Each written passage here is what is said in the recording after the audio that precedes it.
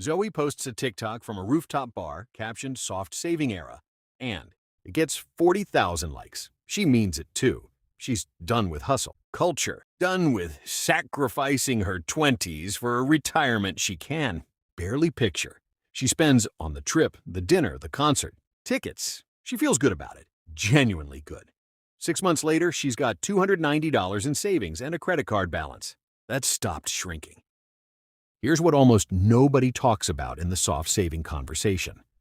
Online, there's a version of this exact same mindset, same values, same refusal to grind yourself into the ground for a distant future. That actually works. And the difference between the version that works and the version that quietly turns into paycheck to paycheck debt isn't what you'd expect. By the end of this video, you're going to see exactly what separates them, using real numbers, not vibes. My name is Weston, and I spend way too much time thinking about why the same financial trend can either build real security or quietly erode it, depending on one detail nobody's posting about. If you've seen soft saving on your feed and wondered whether it's actually a smart approach or just a nice-sounding excuse to not save at all, stick with me. This one's for you. Here's the story you've probably absorbed about soft saving, whether you've called it that or not. It's the opposite of budgeting. It's choosing to live now instead of hoarding for later, prioritizing experiences over a spreadsheet. Here's what actually breaks that story apart. According to a 2024 TIAA Institute report, 84% of Gen Z respondents, the exact generation this trend is named after, say they're saving a portion of their income. Every single month, 57% say they have a budget they actually stick to. The people driving this trend aren't rejecting saving. Most of them are already doing it, even if what they're saving isn't much yet.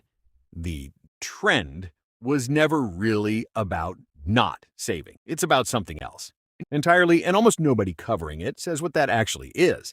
Let's actually build out both versions of soft saving, because the gap between them is bigger than most people realize. Zoe earns $52,000 a year, take home around $3,400 a month. She genuinely intends to save. She just does it when there's something left over at the end of the month after the dinners, the trip, the things that make her 20s feel like they're actually being lived. Some months, that's $200. Most months, it's closer to $30 or zero. Averaged out, she saves about $50 a month, or $600 a year. Now meet Malik. Same income, same values, same refusal to grind himself into misery for a retirement 40 years out. He wants the trips, the concerts, the nice dinners just as much as Zoe does. The only difference? The moment his paycheck lands, 10%, $340, moves automatically into a separate account before he sees the rest as his to spend. Whatever's left after that, he spends completely. Guilt-free. No tracking every latte, no spreadsheet, just the same soft life Zoe's living minus one automated step at the very beginning. Run both forward 10 years at a conservative 8% return. Zoe's $600 a year becomes approximately $8,700. Malik's $4,080 a year becomes approximately $59,100. Same mindset, same soft saving identity, same amount of guilt-free spending on the stuff that actually makes life. Feel good right now, a gap of over $50,000 purely from one automated decision made the same day every month before spending has the chance to happen first. Now you might be thinking, okay, Weston, but isn't automating 10% off the top basically just budgeting with a rebrand? Doesn't that defeat the whole point of soft saving being about freedom, not restriction? Fair pushback. And here's the actual distinction. Budgeting, in the restrictive sense most people resent, means tracking every category, groceries, coffee, entertainment, and feeling guilty every time you go over. Malik does none of that. He makes exactly one decision once at the very beginning of the month. Everything after that is genuinely guilt-free because the number he's spending from is already the correct number. That's actually more freeing than Zoe's approach, not less. She's the one silently doing math in her head every time she spends, wondering if this is the purchase that eats her savings for later. Malik never has to wonder. The decision's already been made. You might also be thinking something closer to home. This is easy to. Say if you don't already have debt. What if I'm one of the 42% of Gen Z currently living paycheck to paycheck, according to Bank of America 2026 data? Where's the 10% off the top supposed to come from? That's a completely fair place to be, and here's the honest sequencing. If you're carrying high-interest debt, credit cards specifically, which are sitting near multi-year high APRs right now with the federal, funds rate at 3.75%. That debt is actively working against the exact soft life this trend is supposed to protect. In that situation, the automated percentage doesn't disappear, it just gets redirected. Even at 1% or 2% automated toward extra debt payment, using the same. Decide once, spend guilt-free after. Mechanism Malik uses for saving starts closing that gap without requiring you to track every purchase, either. The mechanism matters more than where the money goes first. Here's what most people don't realize about why the online version of this trend looks so different from what's actually happening. Underneath it, Into its own research on this exact trend uses a term, worth sitting with, filtered finances. The same way filtered photos. Create a curated, unrealistic beauty standard. The soft saving content. You're scrolling through shows you the rooftop bar, the trip, the dinner, and almost never shows you whether there's a Malik style. Automation running quietly in the background, making that spending sustainable, or a Zoe style hope that it'll work out. Picture the actual mechanics of that filtering for a second. Zoe posts the rooftop bar photo. Malik, 3 states away, posts an almost identical photo the same week. Same drink, same skyline, same caption.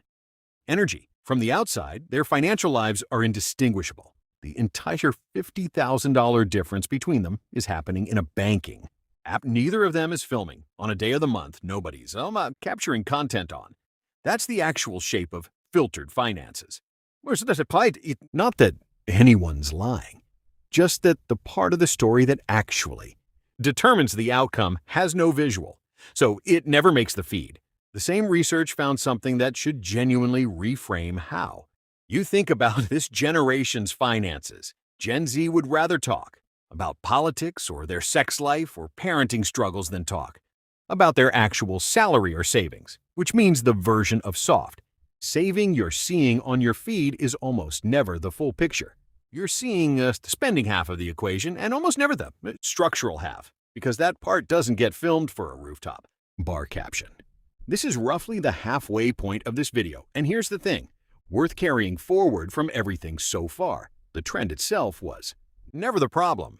The absence of one quiet, boring, unfilmed decision is. So here's how you actually build the version of soft saving that works, starting with your next paycheck. First, pick a percentage, even a small one, 5% or 10%, and automate to move out of your checking account the same day your paycheck lands before you see the rest as spendable. This single step is the entire mechanical difference between Zoe and Malik's outcomes. Second, once that transfer happens, stop tracking everything else. Genuinely spend the remainder on what makes your life feel good, right. Now, the trips, the dinners, the things this trend is actually about. The automation already did the important work. Third, if you currently have no savings at all, don't wait for a perfect percentage. Start at 5%, even 3%, and increase it by a point. Or 2 every time you get a raise, before your spending has a chance to. Absorb the increase first. Fourth, if you're carrying high-interest debt, redirect that same automated percentage toward extra payments instead of savings until it's cleared, then flip the automation over to saving once it's gone. The mechanism doesn't change, only the destination does. Fifth, revisit the percentage once or twice a year, not constantly. This isn't meant to become a new source of financial anxiety. It's meant to be the one decision that lets you stop having 20 small financial anxieties every week instead. So go back to Zoe and Malik one more time. Same income, same values, same rooftop bars, same refusal to sacrifice their 20s for a future they can't fully picture yet. The only difference between $8,700 and $59,100 after 10 years was one transfer, automated on one specific day of the month before spending ever got the chance to go. First, soft saving was never actually the problem people online make it sound. Like, The problem is soft saving without the one part nobody's posting. If this changed how you're going to think about your own version of this trend, drop a like, hit subscribe, and tell me in the comments. Are you more of a Zoe right now or a Malik? I root every single one. I'll see you in the next one.